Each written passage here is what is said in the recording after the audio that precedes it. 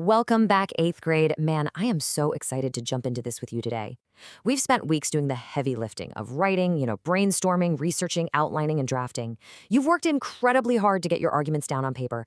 But right now, those rough drafts are kind of like raw, unpolished diamonds. They have immense value, but they just haven't been cut and shined yet to really catch the light. So today in this explainer, we're entering the final thrilling stage of argumentative writing. Let's dive in and learn exactly how to take those raw diamonds and polish them until your ideas absolutely shine. Here is our roadmap for today's lesson. 1. Why polishing matters. 2. Proofreading your masterpiece. 3. Formatting for clear reading. 4. Presenting with confidence. 5. Arguing with respect. And finally, 6. The godly learner. All right, let's jump right into section 1. Why polishing matters.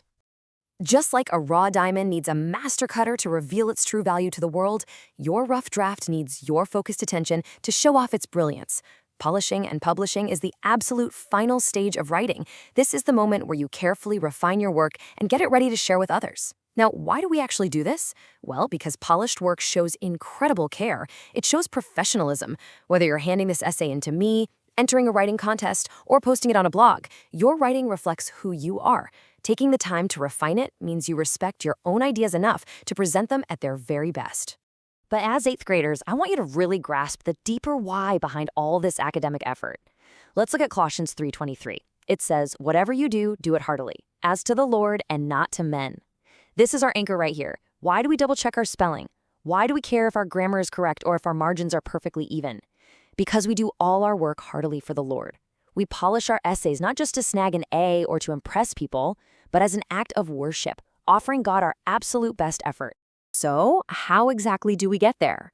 We can break this whole final writing stage down into 3 really concrete, memorable steps that we are going to master together today. Step 1 is proofreading, Step 2 is formatting, and Step 3 is presenting. Let's tackle the first one. Moving on to Section 2. Proofreading your masterpiece. This is where we get a little granular. It's time to put on your detective hat and start hunting for the tiny details that can either totally elevate your essay or completely distract your reader. I want you to always use a mental checklist when you reach this stage. You're hunting down 4 specific types of errors: grammar, punctuation, capitalization, and spelling. These are the usual culprits that can really dull your essay's impact. If your reader is constantly tripping over misspelled words or missing periods, they're going to stop paying attention to your brilliant argument. They literally just get stuck on the mistakes. Just look at how dramatically a small fix changes the perception of your work. In our first sentence, it says, "There are many reasons students should recycle." Notice the spelling of the first word? It's completely the wrong word, and it's spelled incorrectly on top of that. If you start an essay like this, your reader instantly doubts your credibility. Now look at the second sentence. There are many reasons students should recycle. It's clean. It's correct. Catching a simple spelling mistake like that instantly elevates your argument's authority. Which brings us to Section 3, formatting for clear reading. Okay, so once the words themselves are totally correct, they still need to look clean and organized on the physical or digital page. Formatting is all about visual order. You need a consistent font. Please don't switch from Arial to Times New Roman halfway through your paper. You need consistent spacing, consistent margins on the sides of your paper, and clear headings. Consistency is basically the secret ingredient to a professional-looking paper. If your paper looks chaotic, your reader is probably going to assume your thoughts are chaotic too. Ultimately, neat formatting makes your essay incredibly easy to read. Formatting isn't just some random rule teachers invent to make your life difficult, I promise. It is actually a courtesy to your reader. By making your margins neat and your font readable, you are removing visual distractions so your powerful argument can take center stage. All right, on to Section 4, presenting with confidence. So you've proofread it, you've formatted it, your diamond is shining brightly. Now it is time to take that polished gem and bravely show it to the world. Your voice matters, 8th grade. It truly deserves an audience. So where can you share your work? Well, you might read it aloud right here to the class. You could submit it to our school newsletter. Or you might even post it online in a safe, approved space. An essay isn't meant to just sit in a folder forever. It's meant to communicate ideas to real people. Now here is, hands down, one of my favorite practical teacher tips for you. Practice reading your essay out loud before you ever share it. When you read aloud, your tongue will inevitably trip over clunky sentences that your eyes simply skipped right over.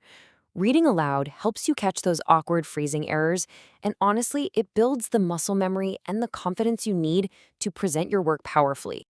Next up, Section 5, Arguing with Respect. We've covered the mechanics of writing and presenting, but now we really need to talk about the heart and the tone of your presentation. When you're writing an argumentative essay, you are obviously trying to persuade someone.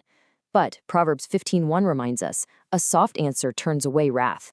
Even when you strongly, passionately believe in your point, you must act as an ambassador for truth. And ambassadors communicate with humility and respect. Yelling, insulting the other side, or using harsh language doesn't make your argument stronger. It just makes people stop listening altogether. The big takeaway here? Communicate to invite understanding rather than division.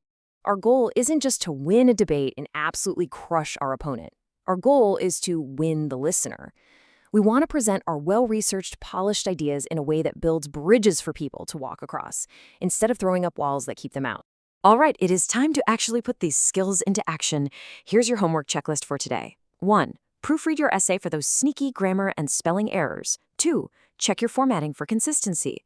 3. Practice reading at least one paragraph aloud to catch that clunky phrasing we talked about. 4. Write a crisp, one-sentence introduction to your essay. And 5. Share your essay with a peer to get some helpful feedback.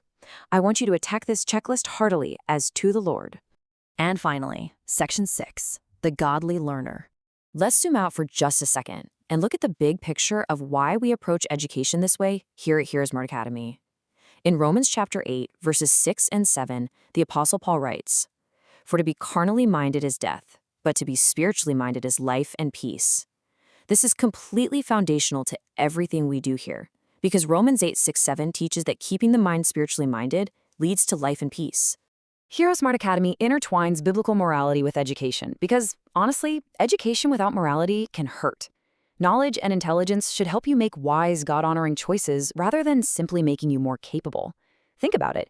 Getting smarter without getting wiser is actually pretty dangerous. So I encourage you to relentlessly pursue academic excellence, but to do it while keeping your mind centered on God, truth, wisdom, and righteous choices. When we pair academic excellence with a spiritually minded heart, we become true instruments of life and peace. So I'm going to leave you with this final thought and challenge for the week.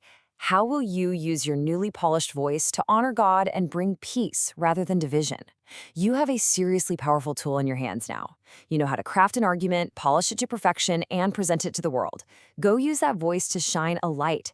I cannot wait to read your final masterpieces. Get to work on that homework checklist, and I will see you guys next time.